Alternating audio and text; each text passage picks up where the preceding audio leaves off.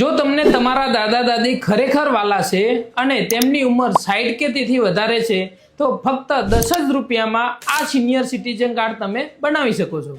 આ કાર્ડથી તેમને ઘણા બધા લાભ થવાના છે, જેમ કે ટ્રેનમાં ટ્રાવેલિંગ કરે તો 30 થી 40% સુધીનું ડિસ્કાઉન્ટ મળી શકે છે તથા ભારતમાં ઘણી બધી બસ સર્વિસમાં તેઓ ટ્રાવેલિંગ કરે તો બિલકુલ ફ્રીમાં મુસાફરી કરી શકે છે। જો તમારા દાદા દાદી ફ્લાઇટમાં ટ્રાવેલિંગ કરવાનું પસંદ કરે છે તો તેમને ઘણી ઇન્ડિયન એરલાઇન્સ 15 થી 20% સુધીનું ડિસ્કાઉન્ટ પણ આપે છે।